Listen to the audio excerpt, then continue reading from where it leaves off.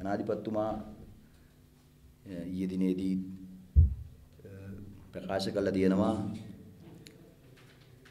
එතුමාට මේ සල්ලි ඉතුරු කරලා මේ දූෂිතයින්ට සම්පූර්ණ දඬුවම් දීලා මේ දූෂිතයින්ම අවිජි මහ නරකාදියට යවලා තමයි එතුමා ගෙදර යන්නේ කියලා. ඒකෙන් පේන්නේ එහෙමනම් ඉතින් ජනාධිපතිතුමා දිගටම ඉන්න බලාගෙන ඉන්නවා මේ දූෂිතයින්ව අවිජි මහ නරකාදියට යනකම් ජනාධිපති පුටුවේ. ජනාධිපතිතුමා යන්න බලාපොරොත්තුවක් නැහැ වගේ තමයි පේන්නේ. මොකද මේ දූෂිතයින්ට කවදාවත් ජනාධිපතිතුමාට එහෙමනම් ජීවිත කාලෙම දඬුවම් දෙන්න හම්බෙන එකක් නැහැ. නරකාදියට යවන්න සිද්ධ වෙන එකකුත් නැහැ. නමුත් අපි කියන්නේ ජනාධිපතිතුමා යම රජුරන්ගේ වැඩේ බාර ගන්න නැතුව යම රජුරන්ට ඒක කරගන්න දීලා ජනාධිපතිතුමා හැටියට ජනාධිපති බලතල වලින් මේ දූෂිතයින්ට දඬුවම් දෙන්න පුළුවන්කම තියෙනවා. නමුත් ප්‍රශ්නේ තියෙන්නේ දැන් ජනාධිපතිතුමා කියනවා ඔපරේෂන් 2 පටන් ගත්තා කියලා. හොරුන්ට දඬුවම් දීමේ. අපි අහන්න කැමතියි ඔපරේෂන් 1 එකෙන් දඬුවම් දුන්නේ කාටද කියලා. අපි දන්නවා යුද්ධේ කාලේ රිවිරැස 1 රිවිරැස 2 ආදි වශයෙන් යනකොට රිවිරැස 1 ඉවර කළා තමයි රිවිරැස 2ට යන්නේ. දැන් ඔපරේෂන් 1 ඉවර කළා තමයි ඔපරේෂන් 2 වලට යන්න ඕන. දැන් අපිට පේන්නේ නැහැ ඔපරේෂන් 1 ඉවර වුණා කියලා. වාර්තා තියෙනවා තමයි. වාර්තා තිබ්බට වැඩක් නැහැ. ඔපරේෂන් 1 වලින් කාටද දඬුවම් දීලා ඒ රජයට වෙච්ච පාඩුව අය කරගෙන හරි නැත්තම් හිරේ දාලා හරි නඩු කියලා හරි කරපු දෙයක් තියෙන්න ඕන. ඒක නිසා විශේෂයෙන් ජනාධිපතිතුමාගේ මෛත්‍රීපාල සිරිසේන මහතාගේ දේශපාලන වේදිකාවල් වල කතා වලින් රටේ ජනතාවට වැඩක් නැහැ. එතුමා මේ අවිචි මහ නරකාදියට යනකම් හොරු යවන්න බලාගෙන ඉන්න එක නෙමෙයි කරන්න ඕන. දැන් එකපාරක් කිව්වනේ මේ කඩුව වරනවා කියලා ඉවරලා. ඇත්තරම කඩුව ඕන නැහැ මේ හොරුන්ට දඬුවම් දෙන්න මේ බැඳුම් කර වංචාවේ හොරුන්ට දඬුවම් දෙන්න ආයුධයක් ඕන නම් මේකම ඇති. මේකේ බරටම ඇති කඩුව ඕනේ නැහැ. මේකෙන් වැඩේ කරන්න පුළුවන්. ඒක නිසා මේකත් ප්‍රමාණවත්. කැපෙන්නේ නැති මොට්ට කඩුවක් වනවන ඉන්නවට වැඩිය අපි හිතන්නේ. ඒ නිසා විශේෂයෙන්ම දැන් අවශ්‍ය වෙන්නේ ජනාධිපතිතුමාගේ ප්‍රකාශ වලට එහා ගියපු දේශපාලන වේදිකාවල කතා වලට එහා ගියපු විධිමත් ක්‍රියාමාර්ග. එහෙම නැත්නම් මේක කතා සාපු බවට විතරක්පත් වෙනවා. දැන් විශේෂයෙන්ම මේ වාර්තාවේ අදාළ කරුණු වලින් ගත්තොත් එහෙම මේ වාර්තාවේ ඉතා පැහැදිලි ලෙස සඳහන් කරනවා මේ අර්ජුන මහේන්ද්‍රන් මහ බැංකුව අධිපතිවරයා හැටියට පත් කිරීමම බරපතල ප්‍රශ්නයක් බව. මොකද හේතුව මේ මූල්‍ය නීති පනතේ 12.1 අනුව මහ බැංකුවේ අධිපතිවරයා පත් කළ යුත්තේ මුදල් ඇමතිවරයාගේ නිර්දේශ මත ජනාධිපතිවරයා. දැන් මේ වාර්තාව පිළිබඳ ජනාධිපතිතුමා විශේෂ ප්‍රකාශයක් කරද්දී ජනාධිපතිතුමාගේ පැත්තෙන් ප්‍රකාශයටපත් වුණා මේ අර්ජුන මහේන්ද්‍රන් අධිපතිවරයා හැටියට පත් කිරීම විධිමත් ලෙස කරලා තියෙනවා කියලා. අපි මේ වාර්තාවේ කොතනද එහෙම තියෙන්නේ කියලා හොයලා බැලුවා. අතර ප්‍රශ්නේ තියෙන ඒක නෙමෙයි. විධිමත් ලෙස පත් කිරීම කරයි කියන අදහස විධිමත්ද කියන එක කොමිසම විසින් ප්‍රශ්න කිරීමක් කළා තියෙනවා. ඒ ප්‍රශ්න කිරීමේදී කොමිසම ඉතා පැහැදිලිව ඉදිරිපත් කරපු කාරණාව තියෙන්නේ අගමැතිවරයාගෙන් ප්‍රශ්න කරද්දී මහේන්ද්‍රන් මහතා එවකට මුදල් ඇමතිවරයාගේ නිර්දේශ මත හෝ සහ මහ බැංකුව බාර ජාතික ප්‍රතිපත්ති කටයුතු ආර්ථික කටයුතු අමාත්‍යවරයා වශයෙන් අගමැතිවරයාගේ නිර්දේශ මත පත් කරන ලද්දේදයි කොමිසම විමසලා තියෙනවා. අගමැතිවරයා මෙසේ පිළිතුරු දුන්නා.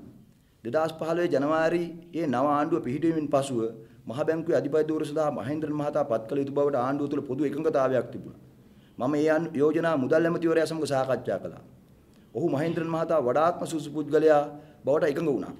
ඒ අනුව මගේ එකඟතාවයේ සහිත මුදල් ඇමතිවරයා ජනාධිපතිවරයාට අර්ජුන මහේන්ද්‍රන් මහතා පත් කළ යුතුයි නිර්දේශ කළා. ඒ අනුව ජනාධිපතිවරයා විසින් මහ බැංකුවේ අධිපතිවරයා ලෙස අර්ජුන මහේන්ද්‍රන් මහතා පත් කළා. ඒතර මේකෙදි තා පැහැදිලිව ජනාධිපතිතුමා තමයි මේ පත් කිරීම කළා තියෙන්නේ. ඒකට ඉතින් රවි කරුණානායක මහත්තයා ඕකේ එක දෙන එක 아무තෙන් අහන්න දෙයක් නැහැනේ. රවි කරුණානායක මහත්තයත් එක්ක අර්ජුන මහේන්ද්‍රන්ගේ තියෙන සම්බන්ධතාවය දැන් එල්දරව් වෙලා තියෙන තරමට ඒක ඉතින් හොඳ නැහැ කියලා කියන්නේ නැහැ. ඉහ මුදුනින්ම හොඳයි කියනවා.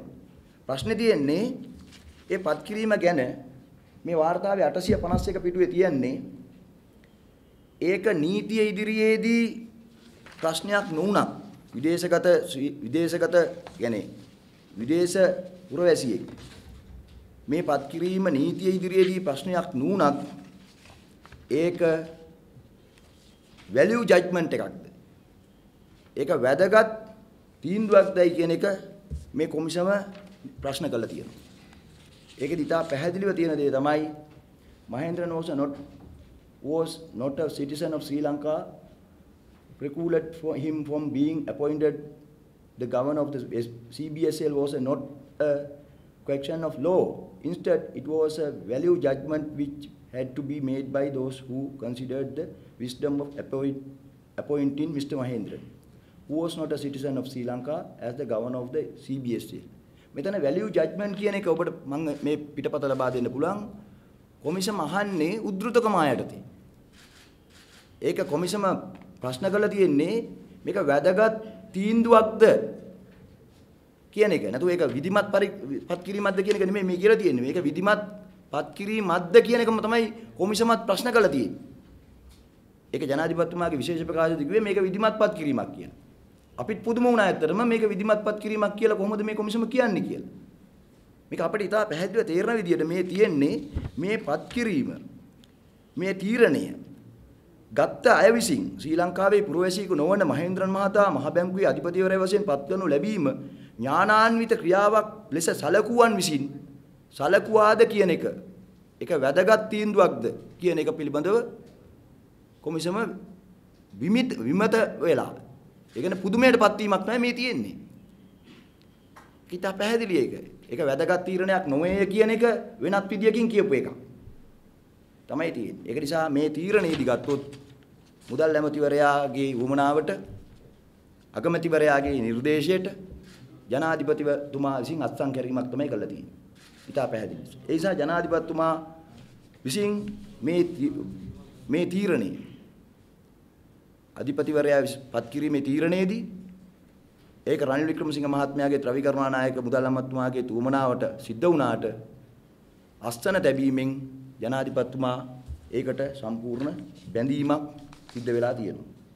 ඒ නිසාම ජනාධිපතිතුමා ඇත්තටම කඩුව වනවනින් නැතුව කතා වනවනින් නැතුව දැන් මේ පිළිබඳව ක්‍රියාමාර්ගයක් ගත යුතුයි. අපි කියන්නේ ඔපරේෂන් 2 නෙමෙයි ඔපරේෂන් 1 තාම ඉවර කරලා නැහැ. ඔපරේෂන් 1 වලින්ම පටන් ගන්න ඕනකම තියෙනවා. ඊළඟට රනිල් වික්‍රමසිංහ අග්‍රාමාත්‍යතුමා ඊයේ දිනේදී ಜಾති අමතලා විශේෂ ප්‍රකාශයක් කරා. අපි බලාගෙන හිටිය රනිල් වික්‍රමසිංහ අග්‍රාමාත්‍යතුමා මේ විශේෂ ප්‍රකාශය හරි බරසාර විදියට කලින් මාධ්‍ය වලින් දැනුම් දීලා මේ කරන්න යන්නේ මේ වාර්තාවේ නිර්දේශ පිළිබඳව මේ වාර්තාව රනිල් වික්‍රමසිංහ මහත්තයා ගැන කියලා තියෙන කරුණු පිළිබඳව මේ වාර්තාව අර්ජුන මහේන්ද්‍රන් ගැන කියලා තියෙන කරුණු පිළිබඳව ඇලෝසියස් ලබාගත් ලාභ අය කර ගැනීම පිළිබඳව විශේෂ බාර ඇමතිවරයා හැටියට මහ බැංකුව බාර ඇමතිවරයා හැටියට කරන ප්‍රකාශයක් කරයි කියලා. අගමැතිතුමා මොකද අන්තිමට කිව්වේ? අගමැතිතුමා කියනවා මේකේ ඒගොල්ලෝ වරදක් කරලා නැහැ මුකුත්. ඒ නිසා මේ පිළිබඳ හොයන්න මේ ජනාධිපති විමර්ශන කොමිසමෙන් ජනාධිපති කොමිසමේ වාර්තාවේ එක්සත් ජාතික පක්ෂයේ වරදකරුවන් වී තිබේදයි සෙවීම සඳහා තිලක්මාර පනපත් කරනවා කියලා. ඒ නම අහපු ගමන් අපට නම් hina ගියා. තිලක්මාර පන මහත්මයා පත් කරනවලු මේ කොමිසමේ නිර්දේශ පිළිබඳ හොයන්න. මොන කොමිසමේද මේ? මේ අර්ජුන මහේන්ද්‍රන් ඇලෝසියස්ලා සම්බන්ධ වෙච්ච මහදවාලේ මහ බැංකුව මංකොල්ල කාපු මේ මූල්‍ය අපරාධය ගැන මුළු රටම දන්න අපරාධය ගැන ඒකට එක්සත් ජාතික පක්ෂයේ රනිල් වික්‍රමසිංහ මහත්තයා සම්බන්ධද රවි කරුණානායක මහත්තයා සම්බන්ධද කියලා හොයන්න පත් කරනවා ඇවන්ගාඩ් සිදුවීමේදී චූදිතෙක් බවට පත් වෙලා ඉල්ලාස් වෙච්ච තිලක්මාරමන මහත්තයා. තිලක්මාරමන මහත්තයා කියන්නේ කවුද? මේ ආණ්ඩුවේ පත් වෙලා පළවෙනියෙම ඉල්ලාස් වෙච්ච ඇමතිවරයා. එයා ඉල්ලාසුනේ මොකටද?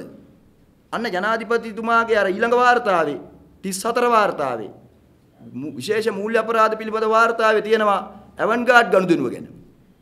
අන්න ඇවන්ගාඩ් ගනුදෙනුව ගැන හෙව්වොත් එම තිලක්මාරමන කවුද කියලා හම්බ වෙනවා. ඒ තිලක්මාරමන මහත්තයා පත් කරාම හරියනවද? හොරාගේ අම්මගෙන් පේන අහනටත් වඩා අන්ත දෙයක් නේ ඒක. UNP එකේ අය වැඩිකාරයෝද කියලා බලන්න. රනිල් වික්‍රමසිංහ මහත්තයා මේකට වගකීම් උතුද හොයන්න. තිලක් පාරමන මහත්තයාපත් කරනවා UNP එකේ. ඒක අර පිටිපන කමිටුවටත් වඩා අහපන්. දැන් මේ බැඳුම් කර වංචාව ගැන හොයන්න සිරිකොතේ නීතිඥ මහතුරු 3 දෙනෙක් දාලාපත් කරානේ පිටිපන වාර්තාව. පිටිපන කමිටුව. ඊට හපන් දැන් මාරපන කමිටුව. ඇයි UNP එකෙන් ජාතික ලැයිස්තුවෙන් UNP එක ජාතික ලැයිස්තුවෙන් තිලක් මාරපන මහත්තයාව පත් කරේ රනිල් වික්‍රමසිංහ මහත්තයා. දැන් රනිල් වික්‍රමසිංහ මහත්තයා මේකට හරි වගකීම් උතුරු නැද්ද කියලා හොයන්න තිලක් මාරපන මහත්තයා පත් කරා. ඊට පස්සේ ඇමතිකම දුන්නේ රනිල් වික්‍රමසිංහ මහත්තයා. දැන් මෙන්න පත් කරනවා මේ කමිටුවට. ඊළඟට වැදගත් දේ තමයි අර්ජුන අලෝසියස්ගේ නීතිඥයා තිලක් මාරපන මහත්මයාගේ සහෝදරයා. තිලක් මාරපන ඇමතුමාගේ සහෝදරයා තමයි ඇලෝසියස් මහත්තයා වෙනුවෙන් පෙනී ඉන්න නීතිඥයා. අපි නීතිඥ මහත්තයෙක් හැටියට එතුමාට එහෙම පෙනීීමේ අයිතිය සම්පූර්ණ නිසි ගෞරවය සහිතව පිළිගමු. නමුත් මෙතන ලැබදියාවන්ගේ ගැටුමක් ගැන අර්ජුන ඇලෝසියසුයි අර්ජුන මහේන්ද්‍රනුයි මේකට සම්බන්ධුනේ මාමයි බෑනයි නිසාද කියන එක හොයන්න. නේ අපි මෙච්චර කල් ගියේ මේ. ඒ නිසා තොරතුරු එළියට ගියාද? මේ ගනුදෙනු වලට ඒ නාටීත්වය බලපෑවද කියලා හොයන්න හොයපු ජනාධිපති කොමිසමකුත් පත් කළා තියෙද්දි. ඒකේ වාර්තාවකුත් ඇවිල්ලා තියෙද්දි දැන් එක්සත් ජාතික පක්ෂය ආයෙ පාරක් කමිටුවක් පත් කරනවා මේ ජනාධිපති කොමිසමෙන් කියන ඒවා ඇත්තද? ඒවා හරිද වැරදිද හොයලා UNP එකේ විනය පරීක්ෂණයක් තියාගන්න. කවුද පත් කරන්නේ? ඇලෝසියස්ගේ නීතිඥ මහත්මයාගේ සහෝදරයා. ඉතින් මේවා ඇත්තටම ගත්තොත් අර ගලේ පහරපු බල්ලට වෙච්ච දෙයට හපන් දැන් රනිල් වික්‍රමසිංහ මහත්තයාට වෙච්ච දේ. ගලේ පහරපු බල්ලලා ඇඟ පුරාම ගාගත්තනේ. රනිල් වික්‍රමසිංහ මහත්තයා මුළු එක්සත් ජාතික පක්ෂේ පුරාම ගාගෙන තියෙනවා. මුළු රට පුරාම ගාගෙන තියෙනවා. මේකෙන් ඇත්තටම එක්සත් ජාතික පාක්ෂිකයින්ට තවමන් කරලා තියෙනවා. එක්සත් ජාතික පාක්ෂිකයින්නුත් අපහසුතාවයටපත් කරලා තියෙනවා. මොකද අද මේ මැතිවරණයක් පවත්වන වෙලාවක දැන් අපි ගිහිල්ලා මේව අහනකොට එක්සත් ජාතික පාක්ෂිකයින් ගෙවල් වලට ගිහිල්ලා ඒ මිනිස්සුන්ට උත්තර දෙන්න දෙයක් නැහැ. ඒ මිනිස්සු මූණේ අත තියා ගන්නවා. ඇත්තද මහත්යෝ කියලා. දැන් තිලක් පාරමාර මහත්තයා පත් කළ මොනවද අහන්නේ? දැන් අපිට අහන්න තියෙන ඇවන්ගාඩ් ගනුදෙනුව ගැන පරීක්ෂණය ගැන හොයන්නද තිලක් මාරපන කමිටුව පත් කරේ? ඉතින් ඒක නිසා ඉතා පැහැදිලි මේකෙදි අපි දන්නවා අගමැති රනිල් වික්‍රමසිංහ මහත්මයා ජාතිය අමතලා මොන විශේෂ ප්‍රකාශ කරත් ඔහු සහ ඔහුගේ සහචර ගෝලබාරයෝ පිරිස මේ ගනුදෙනුවත් එක්ක මේ මහා බැංකු මංකොල්ලේට ඍජුව සම්බන්ධ වෙලා තියෙනවා. ඒ ඍජු සම්බන්ධතාවය ඇත්තටම දිගින් දිගටම ඔප්පු වෙලා තියෙනවා. ඔබ දන්නවා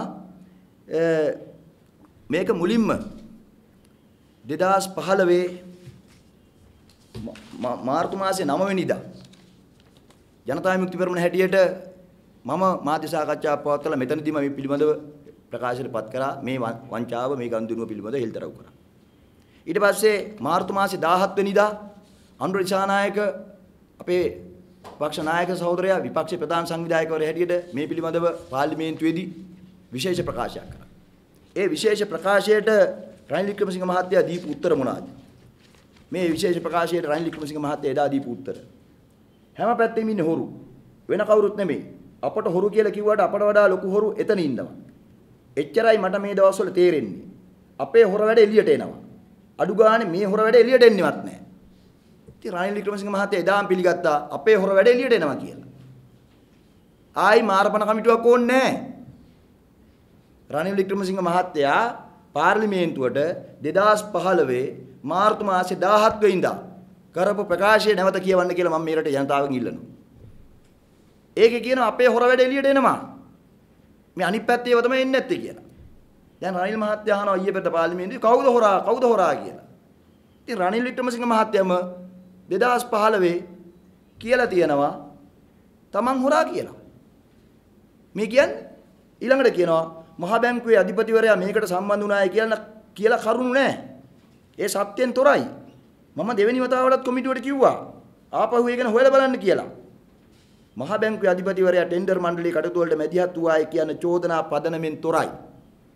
මේ කියන්නේ රනිල් වික්‍රමසිංහ අග්‍රාමාත්‍යතුමා මාර්තු මාසයේ 17 වෙනිදා 2015 පාර්ලිමේන්තුවට මේ අනුර දිසානායක සහෝදරයා ඉදිරිපත් කරපු විශේෂ ප්‍රකාශනයේ දීපු උත්තරේ මේවා ලිඛිත සාක්ෂි ලිඛිත සාක්ෂි රනිල් වික්‍රමසිංහ මහත්තයා එදත් පිළිගත්තා කියලා.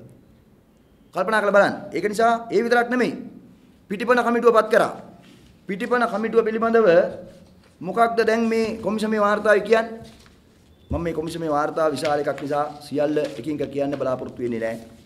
නමුත් ඒකෙන් අපි උපුටාගත්ත කරුණු ප්‍රමාණය ඉදිරිපත් කරන්නම්. ඒකෙදි තා පැහැදිලිව තියෙනවා 2017 මාර්තු 17 පාර්ලිමේන්තුවේදී සිදු කරන ලද ප්‍රකාශයේදී අග්‍රාමාත්‍යවරයා මහේන්ද්‍රන් මහතා පෙබරවාරි 27 දින පැවති බැඳුම් කර වෙන්දේසියට වැඩිහත් නොවූ බව කියා තිබිනි. එහෙත් මහේන්ද්‍රන් මහතා මහ බැංකු නියෝජ්‍ය අධිපති සමරසිරි අගමැතිවරයාව හිතාමතා නොමග යවා ඇති බවත් බැඳුම් කර වෙන්දේසිය පිළිබඳ සත්‍ය තත්ත්වය වෙනස් කළ තොරතුරු අගමැතිවරයාට ලබා දී ඇති බවත් අපට පෙනී යයි. කාර්ද මේ කියන්නේ මේ කොමිසමේ වාර්තාවේ. ඒ විතරක් නෙමෙයි කියනවා පාර්ලිමේන්තුවේ දිගෑරුණු සිදුවීම් පිළිබඳ කිසිදු මත දැක්වීමක් හෝ නිගමන දීමට බලාපොරොත්තු නොවන අපි කොමිසම අගමැතිවරයා මහේන්ද්‍රන් මහතා සහ නියෝජ්‍ය අධිපති සමරසිරි විසින් තමා වෙත දෙන ලද සංක්ෂිප්ත සටහන සහ වාර්තා මත විශ්වාසය තබා යම් ප්‍රකාශයක් කිරීමට 2015 පෙබරවාරි 27 වෙනි දින මහ බැංකුවේ සිදුවේ කුමක්ද යන්න ස්වාධීනව තහවුරු කරගත යුතු තිබූ බව විශ්වාස කරමු. ඒ කියන්නේ අධිපතිවරයාත් සමරසිරි කියන නියෝජ්‍ය අධිපතිවරයා දීපු සංක්ෂිප්ත වාර්තා මත පදනම් වෙලා විතරක් අගමැතිවරයා කර ප්‍රකාශය වැරදි. ඒක ඊට වඩා වගකීම් සහගතව කළ යුතු ප්‍රකාශයක් බව කොමිසම කියනවා. ඊළඟට කියනවා පිටිපන කමිටු වාර්තාව පෙබරවාරි 27 බැඳුම් කර වෙන්දේසියේදී කිසිදු අක්‍රමිකතාවයක් සිදු නොවූ බව වාර්තා කරද්දී මහේන්ද්‍රන් මහතා වරහන් ඇතුළත තියෙන ඔහු පිටිපන කමිටුවේ පරීක්ෂණය අවසන් වන තෙක් නිවාඩු ලබා සිටියේය. වාර්තාව ලබා දීමෙන් පසු කිසිදු අක්‍රමිකතාවයක් සොයා ගැනීමට අසමත් වූ නිසා මහ බැංකුවේ අධිපතිවරයා ලෙස නැවතත් වැඩ බාරගත්තේ. يعني පිටිපන කමිටුව පත් කරලා ඒ පිටිපන කමිටුව වාර්තාව හදනකම් විතරයි අධිපතිවරයා නිවාඩු අරගෙන හිටියේ.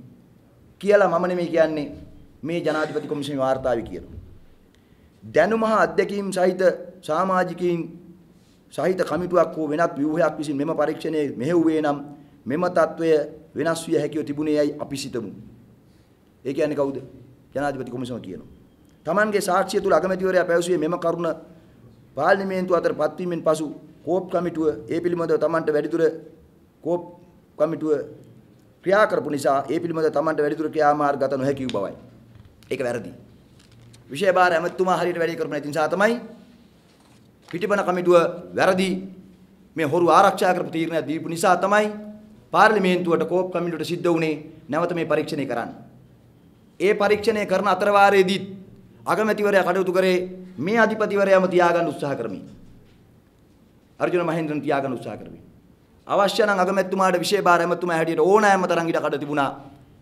කෝප් කමිටුව මේ පරීක්ෂණය කරද්දී තමන්ගේ විෂය බාර ඇමතුමා හැටියට ක්‍රියාමාර්ග ගන්න.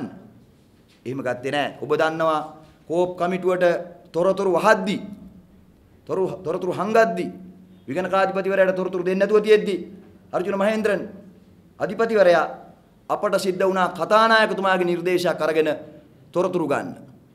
එතකොට සංවේදී තොරතුරු කියලා මේ තොරතුරු හැංගුවා. එතකොට විශේෂ බාර ඇමතිවරයා හැටියට අගමැතිතුමා අහක බලාගෙන හිටියා. මේක තමයි ඇත්ත. ඔබ දන්නවා ඊට පස්සේ වෙච්ච දේවල්. මේක අපි කෝප් කමිටුවෙන් විමර්ශනය කරද්දී එයා කෝප් කමිටුවට නිදහසේ මේ ටික කරගෙන යන්න කියලා ඉඩ දීලා බලාගෙන හිටියේ නෑ. දැන් මේ කොමිසමට කියලා තියෙනනේ කෝප් කමිටුව මේ විමර්ශනය කරද්දී අගමැතිතුමාට මුකුත් කරගන්න බැරි වුණා. සද්ද නැතුව හිටියා වගේ කතාවක්. එහෙමද හිටියේ? එහෙම හිටියේ නෑ. අර කෝප් කමිටුවේ හිටපු වේලු කුමාර කියන එක්සත් ජාතික පක්ෂ മന്ത്രിතුමා වයින් කරලි වෙරලා ඒ වෙනකොට කලින් කෝප් කමිටුවේ දඟලලා පොතකුත් ලියලා කෝප් කමිටු සමාජිකයෝ හැටියට අපට විරුද්ධව නඩුවකුත් පවරපු සුජීව සේනසිංහව පත් කරා නැවත. මොකද ඔබ දන්නවා මම සභාපතිත්වයෙන් දරපු කෝප් කමිටුවේ සුජීව සේනසිංහ සමාජිකයෙක් වෙලා හිටියේ නැහැ. ඔව් සමාජිකයෙක් කරේ එක්සත් ජාතික පක්ෂය. එක්සත් ජාතික පක්ෂයේ මනෝ ගණේෂන් මන්ත්‍රීතුමාගේ පක්ෂ නියෝජනය කරපු වේලු කුමාර මන්ත්‍රීතුමා ඉවත් කරලා තමයි සුජීව සේනසිංහ පත් කරේ. එක සුජීව සේනසිංහ පත් කරා ඊළඟට කෝප් කමිටුවෙන් විශාල බලපෑමක් සිද්ධ කරා විගණකාධිපතිතුමාට. ඔවුන් විසින් කරපු දේවල් මගේ කෝප් කමිටුව වාර්තාවේ සාක්ෂි සටහන් වල තියෙනවා. ඒවා ලිඛිත සාක්ෂි අද. විගණකාධිපතිතුමාගේ නිර්දේශ ඉවත් කරගන්න, ඒ නිගමන ඉවත් කරගන්න, ඒ පදනම ඉවත් කරගන්න, ඒ අලාභ ගණන් කරපු ආකාරය ඉවත් කරගන්න. ඒකට දන්න කට්ටිය නීති තර්ක දැම්මා. තව කට්ටිය ආර්ථික විද්‍යාවේ තර්ක දැම්මා. අවසානයේ දැන් එළිදරව් වෙනවා මේ ඔක්කොම තර්ක සල්ලි වලට දාපු තර්ක කියලා. ඇරෝසියස්ගේ තර්ක කියලා. ඒගොල්ලෝ වෙනම සාකච්ඡා කරලා හදාගෙන ආපු තර්ක දාලා ෆුට්නෝට් දැම්මා. ෆුට්නෝට් දැම්මා. ඔබ දන්නවා මම එක අවස්ථාවකදී කෝප් කමිටුවෙන් ඉවත් වෙලා යනවා, නැගිටලා යනවා. ඒ නැගිටලා ගියේ මේ එළියට ගිහිල්ලා එන්න නෙමෙයි. ඒ නැගිටලා ගියේ টয়ලට් එකට ගිහිල්ලා එන්න නෙමෙයි. ඒ නැගිටලා යන්න සිද්ධ වුණේ ඒ තරම් බලපෑමක් කරා ඔවුන්ට අවශ්‍ය වාර්තාවක් හදාගන්න. එදා කෝප් කමිටුවෙන් ෆුට්නෝට් කල්ලියට යට වෙලා හරි ඒ වාර්තාව හරියට ඉදිරිපත් කරගන්න බැරි වුණා නම් අපට ජනාධිපතිතුමාට මේ ජනාධිපති කොමිසමක් ගේන්න හම්බෙන්නේ නැහැ. ඔබ කවුරුත් පිළිගන්න ඕන සත්‍යයක් තියෙනවා. කෝප් කමිටුවට බැරි වුණා නම් යම් විදියකින් හරි එදා ඒ වාර්තාව හරියට ශක්තිමත් විදියට නිර්දේශ සහිතව ඉදිරිපත් කරගන්න. අද මොකද තියෙන තත්ත්වය? මේ සියල්ල වෙහිලා යනවා. මේ සියල්ල වෙහිලා යනවා. එදා ඇලෝසියස්ලගේ සල්ලි දඟලුවා, බලය දඟලුවා, විවිධ බලපෑම් දඟලුවා. මම කියන්නේ ජනාධිපති කොමිසම ගත්තොත් එimhe උන්ට ඒ තරම් පීඩනයක් නැහැ. උන් නීතිමය වශයෙන් වගේම උන් ස්වාධීනත්වයේ වැඩි. හැබැයි පාර්ලිමේන්තුව ඇතුලේ එහෙම තිබුණේ නැහැ. පාර්ලිමේන්තුව ඇතුලේ එක්සත් ජාතික පක්ෂ නියෝජිතව කෝප් කමිටුවේ ඉන්නවා. ජනාධිපති කොමිසමට එහෙම ප්‍රශ්නයක් නැහැ. ඒ ස්වාධීනත්වය සහ උන්ට අවශ්‍ය තත්ත්වයන් යටතේ පරීක්ෂණය කරන්න පුළුවන්කම තියෙනවා. අපිට එහෙම තිබුණේ නැහැ. හැබැයි අපි කෝප් කමිටුවෙන් මේ වාර්තාව හරියට එළියට ආවේ නැත්නම් අද මෛත්‍රීපාල ජනාධිපතිතුමා මේ කඩුව වනන්නත් බැරි වෙනවා. ජනාධිපතිතුමාට ඒකෙන් ඉතා පැහැදිලි කෝප් කමිටුවේ කාර්යභාරය අපිට කරගන්න පුළුවන් වීම විසින් තමයි අද මේ තත්ත්වය මෙතනට ඇවිල්ලා තියෙන්නේ. මම මේක කියන්න උත්සාහ කරේ දැන් කියනෝනේ මේ කෝප් කමිටුවට මුකුත් උනේ නැහැ. මට ඒ කෝප් කමිටුවට මේක බාර දීලා යද්දී අපි බලාගෙන හිටියා මේක කරනකම් කියලා. දැන් හුඟක් වෙලාවට කියනවා මේ විපක්ෂයේ മന്ത്രിවරයෙකුට කෝප් කමිටුව බාර දුන්නේ ස්වාධීනව වැඩ කරන්න කියලා. එහෙම නෙමෙයි. කෝප් කමිටුවේදී ඔය පොත් ලියපු කට්ටිය ඇවිල්ලා, ෆුට්නෝට් කල්ලි ඇවිල්ලා මේකට කරපු බලපෑම් ගොඩාක් තියෙනවා. සංවේදී තොරතුරු ගැටියට තොරතුරු හදලා අධිපතිවරයා ඇතුළු ඔහුගේ කණ්ඩායම තොරතුරු ලබා දුන්නේ නැහැ. ඒ සියල්ල පරාජය කරලා මේ වාර්තාව කෝප් කමිටුවෙන් එළියට ආවා. ඒකේ ඊළඟ ඉදිරි පියවරක් හැටියට තමයි අද මෙතනට ආවේ. බැරි වෙලා හරි කෝප් කමිටු වාර්තාවේ අපේ නිර්දේශවල යම් අඩුපාඩුවක් තිබ්බනම්, නිගමනවල යම් අඩුපාඩුකමක් තිබ්බනම් අද ජනාධිපති කොමිසම එක්ක බරපතල ප්‍රශ්නයක් ඇති වෙනවා. එහෙනම් ඔවුන් නීතිය ඉදිරියේදී මේ දෙක එකට හප්පනවා. හැබැයි දැන් කෝප් කමිටුවේ නිර්දේශات ජනාධිපති කොමිසමේ නිර්දේශات සමපාත වෙලා තියෙනවා. ජනාධිපති කොමිසම විසින් කෝප් කමිටුවේ නිර්දේශ තව වළංගු කරලා තියෙනවා සහ තව විස්තරාත්මක කරලා තියෙනවා. ඒක තමයි වෙලා තියෙන්නේ. ඒක නිසා ඊට පැහැදිලි දැන් මේ වරදකරුවන් සම්බන්ධයෙන් දඬුවම් දීම, ඒ මුදල් අය කර ගැනීම, රජයේ ජනතාවට වෙච්ච පාඩු අය කර ගැනීම, ඊට අවශ්‍ය කරන නීතිය ක්‍රියාත්මක කිරීම තමයි දැන් කළ යුතුව තියෙන්නේ. දැන් ඒක තවදුරටත් ප්‍රමාද කරනවා නම් අර අස්සයට යන්න ස්ථාලය අරලා දෙන වගේ හොරුන්ට යන්න දොය අරලා දීමක් තමයි සිද්ධ කරන්නේ. අපි කියන්නේ ඒක නොවෙන්න ඕන. ඒක නොවි වහාම මේ වරදකරුවන්ව නීතිය හමුවට පැමිණීම සඳහා අවශ්‍ය නීති රීති සම්පාදනය වීම සිදුවිය යුතුයි. ඒක කළ යුතුම දෙයක් තියෙනවා. විශේෂයෙන්ම ඒක මං හිතන්නේ අවන්ගාඩ් වංචාවෙන් චූදිතයන් බවට පත් වෙලා ඇමතිකම් වලින් ඉල්ලා ආශ්‍රේෂණ සිද්ධ වෙච්ච මාර්පන මහත්තයලට කරන්න පුළුවන් දෙයක් නෙමෙයි. ඒක ඊට වඩා විධිමත්, ඊට වඩා බරපතල පාර්ලිමේන්තුවේ මූල්‍ය වගකීම සහිතව මුළු පාර්ලිමේන්තුවම මැදිහත් විය යුතු මේ රටේ ඉන්න නීති ශාස්ත්‍රයේ විද්වතුන්, රටේ ඉන්න මේ මූල්‍ය අපරාධයන් පිළිබඳව දැනුම සහිත කණ්ඩායම් තවදුරටත් මැදිහත් විය යුතු ක්‍රියාවලියක්. ඒකට අවශ්‍ය තරම් ඇති තරම් මං හිතන්නේ නිර්දේශයන් නම් දැන් මේ වාර්තාවෙන් සම්පාදනය කළ තියෙනවා. ඒ වගේම තමයි අගමැතිතුමා වැරදිකරු නෙමෙයි, අගමැතිතුමාගේ නම තිබ්බේ නැහැ, අගමැතිතුමා හරිම නිවැරදි කියලා එක්සත් ජාතික පක්ෂයේ මහත්තුරු අර බලේ බලලා කරපු දෙයම කරන්න උත්සාහ කරනවා නම් ගලේ පහරපු බලලට වෙච්ච දෙයට අන්ත දෙයක් මේක සුද්ධ කරන්න හදන හැම එක්සත් ජාතික පක්ෂයේ ඔය මහත්තුරුන්ටම සිද්ධ වෙනවා. ඒකට හොඳම උදාහරණ තමයි මේ වාර්තාවේ කියලා තියෙන කරුණු. මේ ජනාධිපති කොමිසමේ වාර්තාවේ.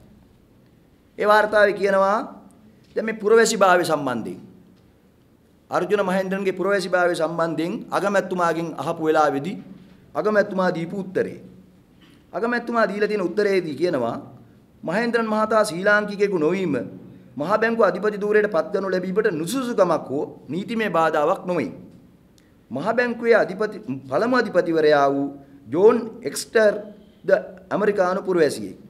එංගලන්ත බැංකුවේ වත්මන් අධිපතිවරයා මාක් ජෝසප් කාර්නේද බ්‍රිතාන්‍ය ජාතිකයෙක් නොවේ කැනඩා ජාතිකයෙක්. කවුද මේ කියලා තියෙන්නේ? රනිල් වික්‍රමසිංහ අගමැතිතුමා මේ කොමිසමට කිව්වා කියලා මේ වාර්තාවේ තියෙනවා. හැබැයි ප්‍රශ්නේ තියෙන්නේ 1949 අපේ රට ඩොමිනියන් තත්ත්වෙන් එංගලන්තයට යටත්ව තියෙද්දි එංගලන්තයේ උවමනාවට ලංකාවේ මහ බැංකුවේ අධිපතිවරයා හැටියට ජෝන් එක්ස්ටර් පත් කරන එක කොහොමද මේ ස්වාධීන නිදහස් වෛරී ශ්‍රී ලංකාවේ 2015 වෙනකොට අර්ජුන මහේන්ද්‍රන් පත් කරන්න අදාළ වෙන්නේ? ඒක හරි විකාර කතාවක් නේ. අපි ඩොමිනියන් තත්ත්වෙ නෙමෙයි දැන් ඉන්නේ. රනිල් වික්‍රමසිංහ මහත්තයා ඒකවත් දැනගන්න ඕන. අපි ඩොමිනියන් තත්ත්වෙන් ඇවිල්ලා ගොඩක් කල් අපේ රට දැන් මේ ජෝන් එක්ස්ටර් පත් කරපේක හරි ඒ කාලේ ඒක නිසා අර්ජුන මහේන්ද්‍රන් පත් කරපේකත් හරි කියලා කියනවා. මොන විකාරද මේ? ඒ කියන්නේ අර කන්න ඕන උනාම කබරයා තලකොයා කරගන්නවට වැඩිය හපන් විදියට තමන්ගේ යාළුවව පත් කරගන්න ඕන උනාම හේතු සාධාරණීකරණය කරලා තියෙන විදිය මේ තියෙන්නේ. කල්පනා කරලා බලන්නකෝ. ඒ විතරක් නෙමෙයි කොමිසම කියනවා මේ தත්ත්වය තුල ගැටලුව වන්නේ අර මම කලින් කියපු දේ පත් කිරීම පිළිබඳව කාරණාව. ඊළඟට කියනවා දැන්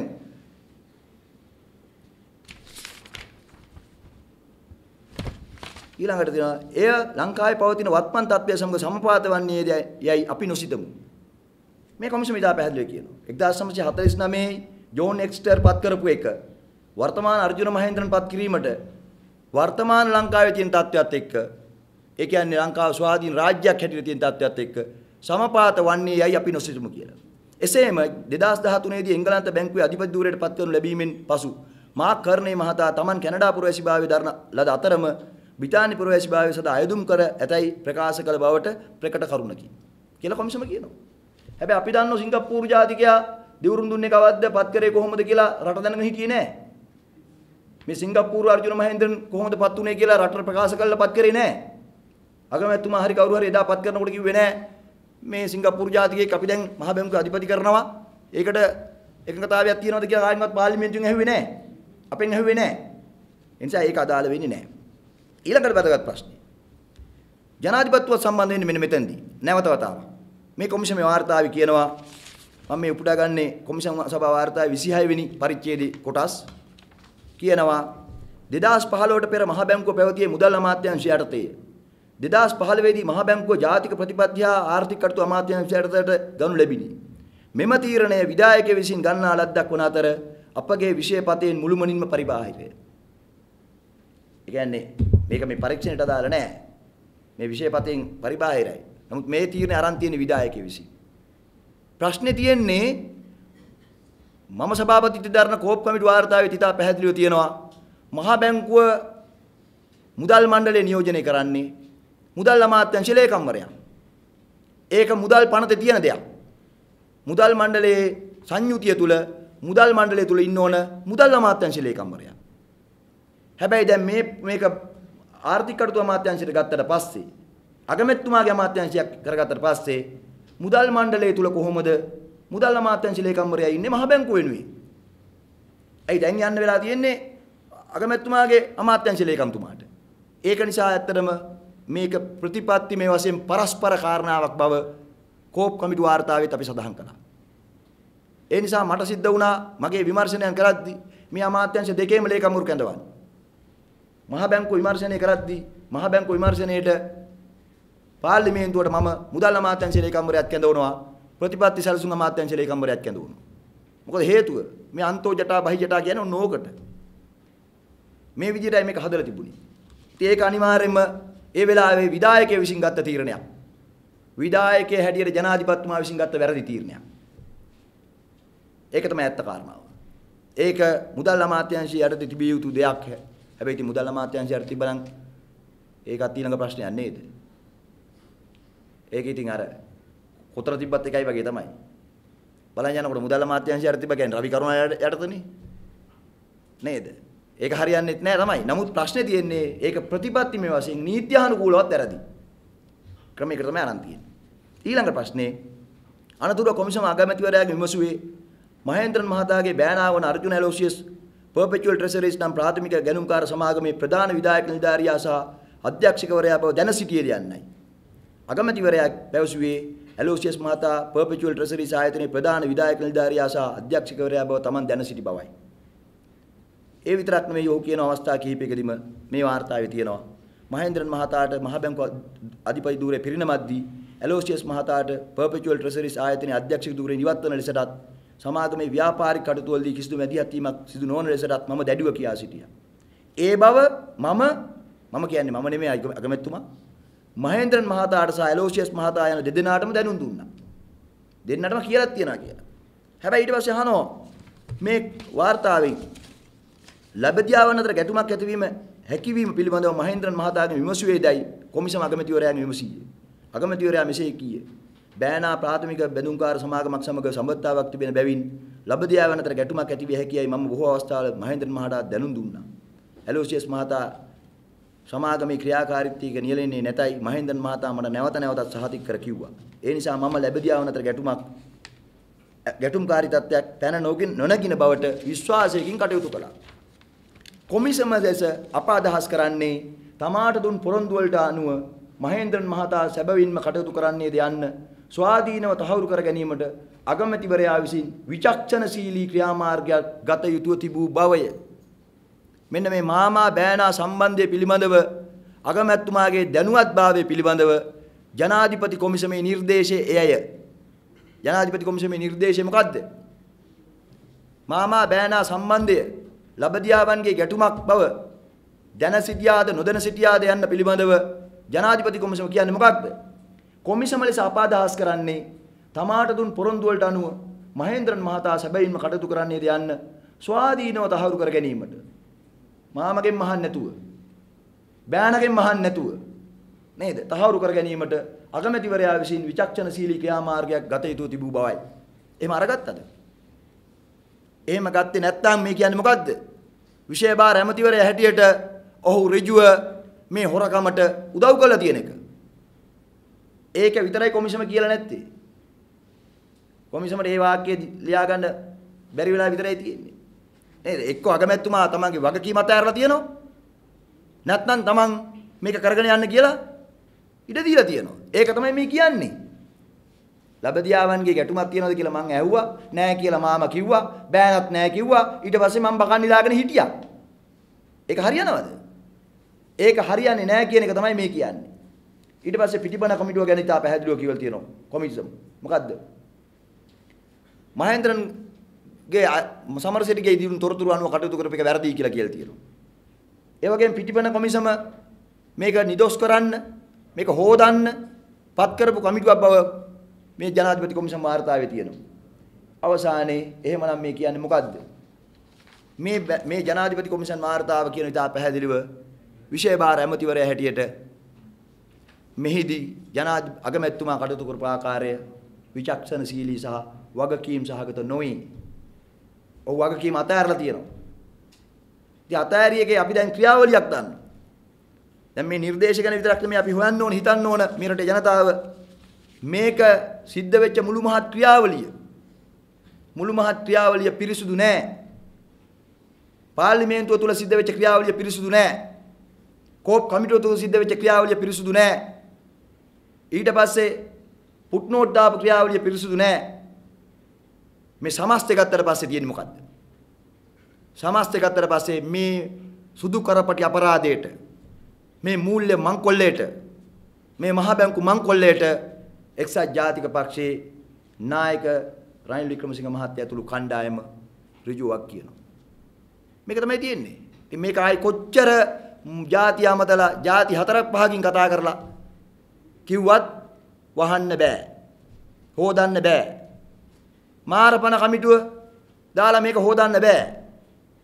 මාරපණ කමිටුව පත් කරලා මේක හොදන්න බෑ. මොකද ඔහු ඇවන්ගහඩ් එකට වැඩිකාරයෙක් වෙලා අපරාධයකට මූල්‍ය අපරාධයක වංචනික ක්‍රියාවලියකට උදව් කරා කියලා ඇමතිකමින් ඉල්ලා ආසිච්ච කෙනෙක්. ඒ නිසා ඊට පැහැදිලි. ඊළඟට දැන් අපි බලන්න ඕන මේකේ තියෙන පාඩුව පිළිබඳව තත්ත්වය. මේ වාර්තාවේ 937 පිටුවේ ඉතා පැහැදිලි ලෙස කියනවා perpetual treasuries ආයතනය අර්ථ සාධක අරමුදලත් සම්බන්ධ කරගෙන කෝටි 1114ක අයුතු මූල්‍ය ප්‍රවාහයක් හදාගෙන තියෙනවා කියලා. මේ මූල්‍ය ප්‍රවාහයක් හදාගෙන තියෙනවා. දැන් මේකට අගමැතිතුමා කියනවා මගේ යටතේ මගේ අමාත්‍යාංශය යටතේ perpetual treasuries එකෙන් තම්පතුවක් හැටියට බිලියන 12ක් අරන් තියෙනවා. ඒ නිසා මේ රජයට වෙච්ච පාඩුව එතුමා කියන විදිහට ගණන් හදලා තියෙනවද දන්නේ 9.2ක් කියලා. 9.2 අය කරගන්න පුළුවන් 12ක් අපි ළඟ තියෙන හින්දා කියලා. ඒක හොඳ පූර්වාදර්ශයක් වෙයි මේ රටේ මංකොල්ල කන හොරුන්ට. කොහොමද? ගෑබ් බින්දින්න යන්න කලින් බැංකුවක් කඩන්න යන්න කලින් සල්ලි ටිකක් කොහේ හරි අරන් තියලා යනවා මම අහු වුණොත් මේකෙන් අය කරගන්න කියලා. හොරු ඔක්කොම එහෙම කරොත් මොකද අගමැතිතුමා වෙන්නේ? අපේ රටේ හොරු ඔක්කොම ගෙවල් බින්දින්න යන්න කලින් බැංකු මංකොල්ල කන්න යන්න කලින් සල්ලි ටිකක් අරන් තියලා යනවා. අහු වුණ නැතොත් ප්‍රශ්නයක් නැහැ. ඒ සල්ලි ටිකත් ඉතුරුයි බැංකොල්ල කාපු ටිකත් ඉතුරුයි. හැබැයි මංකොල්ලේ අහු වුණොත් එහෙම නේද? මං මංකොල්ල කාපු ටික මේකෙන් පියව ගන්න. එතකොට හරිද? ඒකද මේ කියන්නේ? දැන් වරදකාරයෙක් නැහැ, අපරාධකාරයෙක් නැහැ. මොකද පාඩුව පියව ගන්න පුළුවන්. ඒකද මේ කියන්නේ? ඒක මොන නීති පොතේද තියෙන්නේ? මොන ක්‍රමවේදයේද ඒක තියෙන්නේ? මොන සදාචාරයේද ඒක තියෙන්නේ? අපට අහන්න තියෙන්නේ ඒකයි. මේක ඒකත් හොරකමේම කොටසක්. අපිට කියන්න තියෙන්නේ එහෙම තැම්පතුවක් අරන් තියාගෙන ඒකෙන් මේක අය කරගන්න පුළුවන් කියලා හොදන්න හදනවා නම් ඒකත් මේ මංකොල්ලේම කොටසක්. ඒක සාධාරණීකරණය කරන්න බෑ. ඒක නිසා මේකේ වෙන්න ඕනේ. එතකොට අපි අහනවා එතකොට දැන් මහ බැංකුවට වෙච්ච පාඩුව පියව ගන්න බිලියන 12ක් තැම්පතුව තියෙනවා. හරි පොලි අනුපාතය ඉහළ ගිහලා මේ රටේ ජනතාවට වෙච්ච පාඩුව ගොවි ජනතාවට වෙච්ච පාඩුව පියව ගන්න තියෙන්නේ කොහෙන්ද? ව්‍යාපාරිකින්ට වෙච්ච පාඩුව වාහනයක් ලීසින් කරපු කෙනාට වෙච්ච පාඩුව කනකරාබර උගස් තියලා උගස් නායක බේර ගන්න බැරුව 9.5ට පොලියට උගස් තියපු අය 15ට බේරන්න ගියපු එකේ වෙච්ච පාඩුව කවුද පියවන්නේ? ඒක රනිල් වික්‍රමසිංහ මහත්තයා අරලියගහ මන්දිරෙන් පියවනවාද? මේ රටේ ජනතාවට වෙච්ච පාඩුව ආර්ථිකයට වෙච්ච පාඩුව මතක තියාගන්න. මේ මාස ගානකදී අර්ජුන මහේන්ද්‍රන්ගේ කොල්ල කල්ලිය උපයපු ආදායම තමයි කෝටි 1140. හැබැයි මේක අවුරුදු 30ක් ගියා නම් කාලේ වෙලිතලාවෙන් ඇහිලා මේක පාර්ලිමේන්තුවේ ඇදෙන්නේ නැතුව මේක රට ඉස්සරහා ඇදෙන්නේ නැතුව මේක ජනමාධ්‍ය ඉස්සරහා ඇදෙන්නේ නැතුව මේක සාමාන්‍ය තරව්කරුවන් සහ මහ බැංකුව අතරේ ගනුදෙනුවක් හැටියට ගියා නම් පොලි අනුපාත කීයක් වෙයිද? එහෙනම් මේ රටට වෙන පාඩුව කීයක් වෙයිද? දැන් මේක හෙලිදරව් වෙච්ච නිසානේ මේ ඔක්කොම කියන්නේ. හොරකම අහු වුණාට පස්සේ කියනවා බිලියන 12ක් තියෙනවා. ඒකෙන් මේක කවර් කරගමු නේද කියලා. අහු නැත්තම් මේක අහු නැත්තම් පාඩුව කීයද? අහු නැත්තම් කවදද හෙලිදරව් වෙන්නේ? එහෙමනම් මේ බැඳුම් කරේ විතරක් නෙමෙයි පර්පෙචුවල් ගන්නේ තව ගන්නවා. මතක තියාගන්න. එහෙනම් මේ අධිපතිතුමා අදත් මහ බැංකුව අධිපති වෙලා ඉන්නවා. ඇයි ඒව මතක් කරන්නේ? දැන් මේ අධිපතිතුමාට ගෙදර යන්න සිද්ධ වුණේ අර්ජුන මහේන්ද්‍රන්ට මේක හින්දානේ. මේක හිලිදරව් වෙච්ච හින්දානේ. අපි හිතමු මොහොතකට හීනෙන්වත් හිතන්නවත් සිද්ධ වෙන්න එපා මේ වගේවා. මේ රටේ මතු අනාගතේ. හැබැයි හිතමු මොහොතකට මේක සාමාන්‍ය ගනුදෙනුවක් හැටියට සිද්ධ වෙලා අර්ජුන මහේන්ද්‍රන් හිටියා කියලා. ඇලෝසියස් මේ කම්පැනි හිටියා කියලා. මේ જાතිය බැඳුම් කර තව කීයක් නිකුත් කරයිද? එහෙමනම් කොච්චර පාඩුවක් මේ රටට සිද්ධ වෙයිද? මේ රටේ පොලි අනුපාත තව කොච්චර ඉහළ යයිද? එතකොටත් අගමැතිතුමා ඇවිල්ලා කියනවාද 12ක් තියෙනවා 15ක් තියෙනවා පැත්ත කරන් තියලා තියෙන්නේ. ඒකින්ද ෂේප් කරගමු කියලා. එහෙම කියන්න පුළුවන්ද? දැන් ඉතා පැහැදිලි අද මේ වංචාවෙන් හැංගෙන්න ගැලවෙන්න දරන හැම උත්සාහයක්ම අසාර්ථක උත්සාහයක්. ඒ හැම උත්සාහයක්ම නැවත නැවතත් ඔප්පු කරනවා මේ වංචාවට මේ හැමෝම හවුල් කියලා. ඒක තමයි මේ වෙන්නේ. අගමැතිතුමාත් තව සියවතාවක් ජාතිය ඇමතුවත් ඔප්පු කරන්න තියෙන්නේ මොකද්ද? මේ වංචාවට ඔහු සහ ඔහුගේ කණ්ඩායම හවුල් කියන එක. ඒක විතරයි. වෙන මොකුත් නැහැ. ඒ නිසා අපි කියන්නේ දැන් මේ රටේ ජනතාවයි මේක හරියට තේරුම් ගන්න ඕන. මේ රටේ ජනතාව මේක තේරුම් ගන්න ඕන. හරියටම. ජනතාවයි මේකට හරියට උත්තර දෙන්න ඕන. මොකද ජනතාවගේ හැම කතරෙකින්ම බලය ගත්ත උදවිය මේගොල්ලෝ. ජනතාවගේ වරම ආවේශ කරගෙන ඒ වරම මංකොල්ල ගන්න හොරකම් කරන්න ආයුධයක් බවට පත් කරගෙන මේ ඔක්කොම අපරාධ කරන්නේ. ඒ නිසා මේ රටේ ජනතාවයි අපි හිතන්නේ මේක මුලින්ම තේරුම් ගන්න ඕනකම තියෙනවා. ඉතින් මේ ජනාධිපති කොමිසමෙන් හරි පැහැදිලිව නිර්දේශයන් නිකුත් කළා තියෙනවා. අර්ජුන ඇලෝසියස් සහ කසුල් පලිහේන කොටස් සහ ස්කන්ධ කොටස් ආඥා පන්තට අනුව වරදකරුවන් බැවින් ඔවුන්ට නීතිමය පියවර ගත යුතු බව කොමිසමේ පැහැදිලි කළා තියෙනවා. මහේන්ද්‍රන් මහතා විසින් කරන වරද අල්ලස් පන්ති දූෂණය ලෙස හැඳින්විය හැකි අතර ඊට අදාළව නීති යටතේ නඩු පැවරීමට කටයුතු කරන්න කියලා තියෙනවා. පර්පෙචුවල් ට්‍රෙසරිස් ආයතනය EPF හා තවත් රාජ්‍ය ආයතන වලට බැඳුම් කර අලෙවි විසින් කෘතිමව මැනිපියුලේට් කරලා වෙළඳපොළ කෘතිමව ඉහළ නැංවීම විසින් අයුතු ලාභ ලබාගෙන තියෙනවා. ඒ සියල්ල අදාළ මුදල් මහේස්ත්‍රාත් අධිකරණයක ලඝු නඩු විභාගයකින් පසු දඩයක් ලෙස අය කරගන්න කියලා යෝජනා කළා තියෙනවා. ඒ විතරක් නෙමෙයි පර්පෙචුවල් සමාගමට අනුබද්ධ වෝල්ට් ඇන්ඩ් රෝ ඇසෝසියේට් සමාගම විසින් ප්‍රතිලාභ ලැබූ එවකට මුදල් අමාත්‍ය රවි කරුණානායක මහතාට එරෙහිව අල්ලාසෝ දූෂණ කොමිසම විසින් නීතිමය පියවර ගත යුතු බව දැනුම් දීලා තියෙනවා. රවි කරුණානායක මහතාට අදාළවම වැරදි තොරතුරු ලබා දීම වෙනුවෙන් දණ්ඩ නීති සංග්‍රහය අනුව සහ අනෙකුත් නීති අනුව නඩු පැවරිය යුතු බවට මේ කොමිසමේ නිර්දේශ කළා තියෙනවා. මේ වැරදි සම්බන්ධයෙන් තොරතුරු සැඟවීම පිළිබඳව පර්පෙචුවල් ට්‍රෙසරි සමාගමත් දුරකථන පටිගත වීම මකා දැමීමට ලද උත්සාහයන් හේතුවෙන් අර්ජුන ඇලෝසියස් සහ කසුන් පලිහේන දණ්ඩ නීති සංග්‍රහයේ අපරාධ වරදක් සිදු කළ තියෙන බැවින් ඒ පිළිබඳව අපරාධ දණ්ඩ නීති සංග්‍රහය යටතේ අදාළ නීතිමය පියවර ගන්න කියලා නිර්දේශ කළා තියෙනවා. කසුන් පලිහේන විසින් කොමිසම හමුවේ තබන ලද දුරකථන ඇමතුම් පටිගත වාර්තා සම්පූර්ණයෙන්ම සාවද්‍ය ඒවා බැවින් දණ්ඩ නීති සංග්‍රහය අනුව ඔහුට නඩු පැවරිය යුතු බව දැනුවත් කරලා තියෙනවා. ඒ නිසා මේ සියලු ආකාරයෙන් මේ ජනාධිපති කොමිසමේ නිර්දේශ 30ක් තියෙනවා. ඒ සියල්ල ක්‍රියාත්මක වෙනවා නම් ඒ කියන්නේ නීතියමය වශයෙන් උත් පොදුවේ ගත්තොත් එහෙම සදාචාරාත්මක වශයෙන් උත් මේ සියලු දෙනා දේශපාලකීන් සහ මේකට සම්බන්ධ වෙච්ච අය නිලධාරීන් වරදකරුවන් බවට පත් වෙනවා. දැන් කොහොමත් ඉතින් කොහොම වහන්න හැදුවත් රට ඉස්සරහා රටේ ජනතාව ඉස්සරහා මේගොල්ලෝ වරදකාරයෝ වෙලා ඉවරයි. දැන් තියෙන නීතිය ඉස්සරහා මේක ක්‍රියාත්මක කිරීම පමණයි. ඉතින් අපි ඒක හින්දා ආයිත් නැවතත් ජනාධිපතිතුමාට කියනවා ඒක මේ ජනාධිපතිතුමා මේගොල්ලෝ අල්ලගෙන ගිහිල්ලා හිරේ දාලා අවිචි මහ නරකාදියට ගිහිල්ලා නරකාදියේදී නඩු අහන්නකම් ඉන්න එපා. ඒක යම රජුරෝ කරගනීවි. යම රජුරුවන්ගේ වැඩේ ජනාධිපතිතුමා කරන්න යන්න එපා. ජනාධිපතිතුමාගේ බලතල යටතේ නීති නිලධාරීන් යටතේ මේක කරොත් ඇති.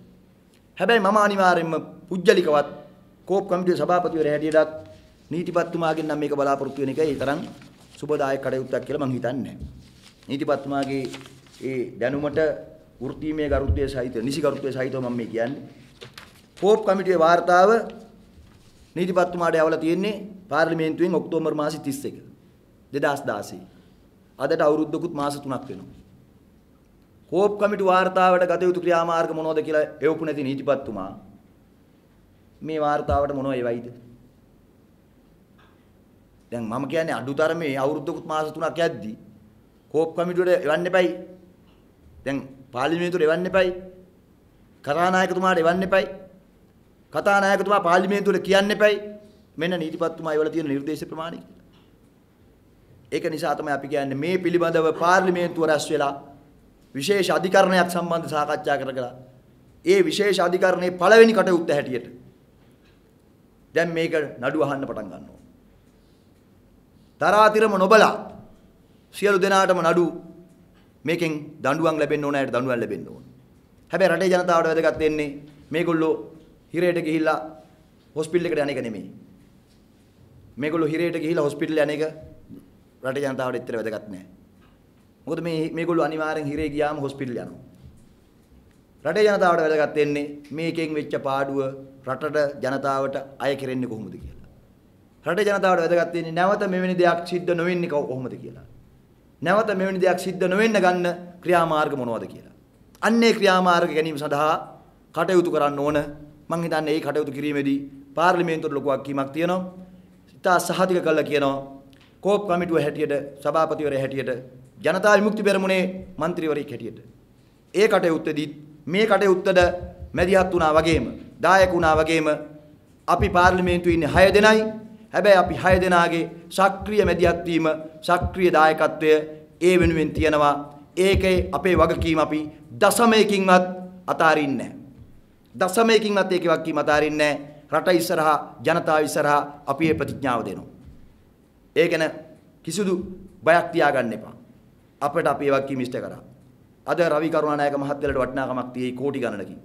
සුජීව සේනසිංහලගේ මිල කියන්න පුළුවන් කෝටි ගණනකින්. හැබැයි ජනතා විමුක්ති පෙරමුණේ අපි 6 දෙනාගේ මිල කියන්න බෑ.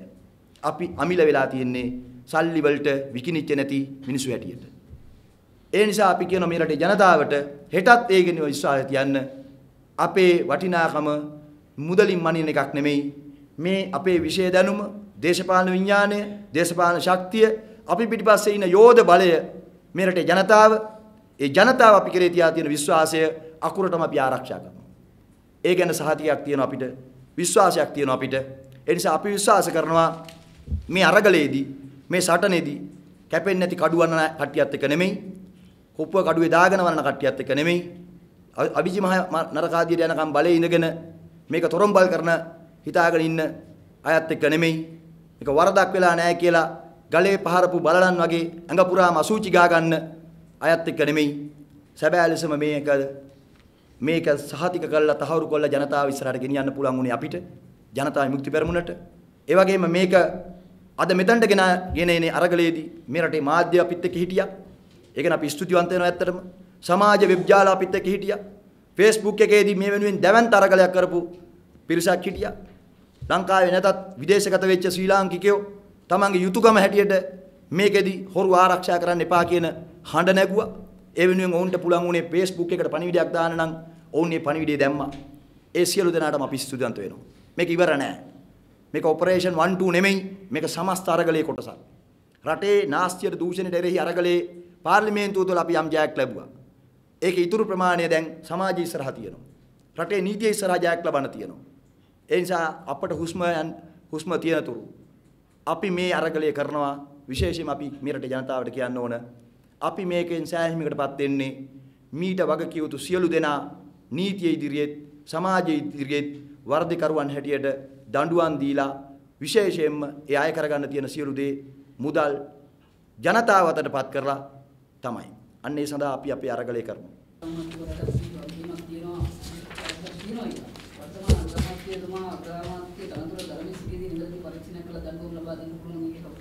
ඉතින් මේ තරම් කියලා තියෙද්දි තාමත් පුටුව බදාගෙන ඉන්නවනම් ඒක ඉතින් සදාචාරය පිළිබඳ ප්‍රශ්නයක් නේ. ඒ සදාචාරය පිළිබඳ ප්‍රශ්නයක් නේද? දැන් මම වැරදිකාරයෙක් වෙලා නෑ, මම වැරදිකාරයෙක් නෙමෙයි කිය වටේ කැරකි එතනම ඉන්නවනම් ඒක මගේ සදාචාරය පිළිබඳ ප්‍රශ්නයක් නේද? මන්ත්‍රීතුමා දැන් මේකට අගමැතිතුමා මේක වර්ධ කරනවා කියලා ඔබතුමාලක් කියන එක අවදි පක්ෂයක් කියනවා. බැඳුම් කරපු සමයේ මේ කියනවා නිර්දේශ 30 ඇතුළත අගමැති සම්බන්ධයෙන් ක්‍රියාමාර්ග ගත යුතුයි කියලා තියෙනවා. අගමැතිතුමා සම්බන්ධයෙන් ක්‍රියාමාර්ග ගත යුතුයි කියලා මේ කියනවා නිර්දේශ 30 ඇතුළත තිබෙනවා. ඔව්. ඇත්තටම මේ අගමැතිතුමා සම්බන්ධයෙන් ක්‍රියාමාර්ගයක් ගත යුතුයි කියලා මේකේ කියලා නැහැ. මොකද හේතුව එහෙම ඍජුව ඒක කියන්න කොමිසමට අගමැතිතුමා මේ ගනුදෙනුවේ සම්බන්ධ වුණා කියලා මේ නිශ්චිත ඉලක්කමකින් පෙන්වන්න තැනක් නැති ප්‍රශ්නේ නෙමෙයි තියෙන්නේ. අගමැතිතුමා සම්බන්ධ වෙලා තියෙන සමස්ත ක්‍රියාවලියකට. ඒක හරියට ගත්තොත් එහෙම දැන් අපරාධයක් මෙහෙවනෝ කෙනෙක් එළියේ ඉඳගෙන. තේරුණාද? ඒතර අපරාධෙට ගිහිල්ලා ඒ ආයතනට ගිහිල්ලා බැංකුව මංකොල්ල කන කට්ටිය ඉන්නෝ ඇඳුම් ඇඳගෙන. ඒකේ. හැබැයි ඒක සම්පූර්ණ ඔබ මෙතනට ඵලයන් අතනට ඵලයන් අහම කරපන් මෙහෙම කරපන් කියලා කියන කෙනා එළියේ ඉන්නවා. එයා සමහර විට ඉන්නේ මල් වට්ටියක් තියාගෙන සුදු ඇඳුමක් අඳගෙන ලස්සනට. ඒ වගේ වැඩක් නෙමෙයි තියෙන්නේ. ඒ නිසා අගමැතිතුමා මේකට ඍජුව සම්බන්ධ විය යුතුය කියලා වචනෙන් කියලා නැති වුණාට මේ සමස්ත අදහසේ මේක නෙමෙයිද තියෙන්නේ. සමස්ත ක්‍රියාවලියෙන් මේක නෙමෙයිද තියෙන්නේ. දැන් මේ වාර්තාවේ මම උපුටා දක්වපු සියලුම කරුණු වලින් තියෙන්නේ මොකද්ද? ඔහු මේ සමරසිරිගේ අර්ජුන මහෙන්ද්‍රන්ගේ කොලේ දිහා බලාගෙන කතා කරපු එක වැරදි. ඔය කියපුවා තහවුරු කරගන්න තිබුණා. එහෙම නොකරේ වැරදි. විදේශ පුරවැසියෙක් කියලා මේ පත් කරපු කෙනාට ඇමරිකානු පුරවැසියා 1949 පත් වෙච්ච එක සංසන්දනය කරන එක වැරදි කියලා මේ තියෙන එක මොකද්ද? මේ වාර්තාවේ අගමැතිතුමා මේකට ඍජුව සම්බන්ධය කියලා වාක්‍යයක් ලිව්වේ නැතු වුණාට මුළු පොතකින්ම කියලා තියෙන කතාවේ තියෙන්නේ අගමැතිතුමාගේ ආණ්ඩුවම මේකට සම්බන්ධයි කියලා. එතකොට ඔබතුමාලා කියන මේ නිර්දේශ ක්‍රියාත්මක විය යුතුයි ඒ වලට දඬුවම් දිය යුතුයි කියලා. එතකොට නිර්දේශ වල අගමැතිතුමා ගැන කිසිම සඳහනක් නැත්තම් නෑ අගමැතිතුමා ගැන වචනයක් සඳහන් නැහැ කියලා මේ සමස්තය ගැන ක්‍රියාත්මක වෙන්න ඕන. ඒක අදාළ නැහැ. එතකොට නිර්දේශ ඒක නීති ඉස්සරහා තියෙන ප්‍රශ්නයක් ඊළඟට. එතකොට නිර්දේශ වල තියෙන දේවල් වලට අගමැතිතුමා සම්බන්ධයක් නැත්නම් ඊළඟට ක්‍රියාන්විතයේ දඬුවම් දුන්නත් අගමැතිතුමා තවදුරටත් පුටුවේ සිටියොත් ඊළඟට නැවත නැවතත් මේ වගේ සිදුවීමක් වෙන්න පුළුවන්. දැන් ඔබ දන්නව නේද වෙන රටවල් වල භූමිකම්පාවක් වුණාට පස්සෙත් ඒ විශේෂ බාර පරිසරයේ බාර ඇමතිවරු ඉල්ලාස් වෙලා තියෙනවා. මම දැක්ක එක වෙලාවක කොහරි කෝච්චියක් පෙරලිච්ච වෙලාවක ප්‍රවාහන ඇමතිතුමා ඉල්ලාස් වුණා ඒක දරා ගන්න බැරුව. ඒතර ඒව තීරණය වෙන්නේ සදාචාරය මත. දේශපාලන සදාචාරය මත. ඒක වැදගත් දෙයක්. ඇයි අපි ඒක මතු කරන්නේ නැත්තේ? ඒ මොකද දැන් රටක දැන් ඕන කෙනෙකුට බලේ ඉන්න පුළුවන් නේ. ඕන අපරාධයක් වෙද්දී. එතකොට ඒක සදාචාර පිළිබඳ ප්‍රශ්නයක්. මේක අගමැතිතුමාගේ පිළිබඳ ප්‍රශ්නයක් බවට පත් වෙන්නේ මුදල් අමාත්‍යාංශයේ යටතේ තිබිච්ච මහ බැංකුව අගමැතිතුමාගේ යටතට ගත්ත මොහොතින් ඉඳලා. ඉතින් විශේෂ බාර ඇමතිතුමා කියන්නේ ඒකයි.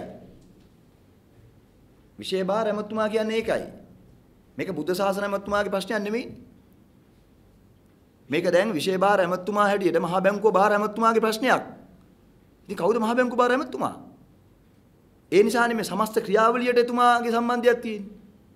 එතුමාගේ එතුමාගේ සම්බන්ධයක් නැහැ. එතුමා ගිහිලා අර අර්ජුන මහේන්ද්‍රන් වගේ වෙන්දේසි කරන ෆ්‍රන්ට් ඔෆිස් එකට ඇවිල්ලා ගාන කීයද ෂීට් එක බලලා ඉර ගහලා මෙතනින් කට් කරන්න මෙතනින් ගන්න කියලා කිව්වේ නැහැ.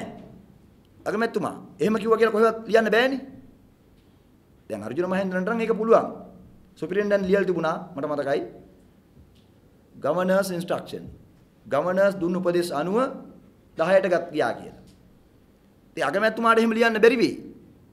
හැබැයි රනිල් වික්‍රමසිංහ මහත්තයා විශේෂ බාර ඇමතිතුමා හැටියට සම්පූර්ණවක් කියන්න ඕන. වෙන මොකුත් ඕනේ නැහැ. එතුමා මේ පාර්ලිමේන්තුවට කරපු විශේෂ ප්‍රකාශයට කරපු පැහැදිලි කිරීම. ඇතිනේ. අපේ හොරකම් අහු වෙනවා. අනිත් කට්ටියගේව තමයි තාම අහුන්නේ නැති කියලා කියනකොටම තව මොකද්ද? එතනින්ම එතුමා හරි විදිය නම් ඊට පස්සෙන්ද ඉල්ලාස් වෙන්න ඕන. ඉතින් අපි මම නම් ඇත්තටම අපි ඉතින් අර කියනවා කීමට ඉතින් නේද විශ්වාස භංගයක් ගේනවා ඉල්ලාස් වෙන්න කියනවා අර මේ කියලා. ඉතින් මේ වගේ මේ අපේ රටේ දේශපාලන සංස්කෘතිය අනුව අගමැතිතුමාට විශ්වාස භංගයක් ගෙනාවම සම්බන්ධන් මහත්තයා මොකද කරන්නේ? හකීම් මහත්තයා මොකද කරන්නේ? එහෙම නැත්නම් ඉන්නව අනිත් කට්ටිය අත උසන්නේ මේක කියවලද? මේ වார்த்தාව කියවලා අත උසයි කවුරු හරි? එහෙම විශ්වාස කරන්න පුළුවන් මාධ්‍යවේදීන් හිටිය ඔබට? මේක කියවලා හරබර දේ ආර්ථික විද්‍යාත්මක විග්‍රහයක් අනුව හෘද සාක්ෂියට එකඟව අත උසයිද? නෑ. විශ්වාස භංග සමාජයට විශ්වාසය තහවුරු කරලා භංග වෙන්න පුළුවන්. හරිද? එහෙමනේ අපේ රටේ සංස්කෘතිය, දේශපාලන පිරිහීම.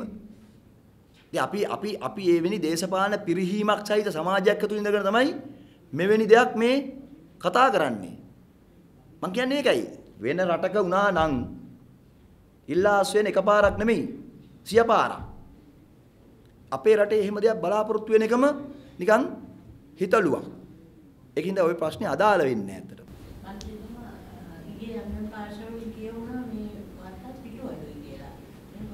නෑ ඒක ඇත්තටම තියෙන්නේ මේ වාර්තාවේ ප්‍රශ්න නෙමෙයි වාර්තාව මේ අන්තර්ජාලයට එකතු කරද්දී අන්තර්ජාලයට එන ටෙක්ස්ට් එකයි මේ ටෙක්ස්ට් එකේ වෙනස්කමක් තියෙනවා. ඒක සාමාන්‍යයෙන් වෙන්න පුළුවන් දෙයක්. අන්තර්ජාලයට කම්පියුටර් පිටුවට එන එකයි මේකේ පිටුවේ වෙනස්කම් තියෙන එකක්. ඒක මේ වාර්තාවේ ප්‍රශ්නයක් කියලා මම නම් හිතන්නේ නැහැ. වාර්තාවේ ප්‍රශ්නයක් නෙමෙයි අතට.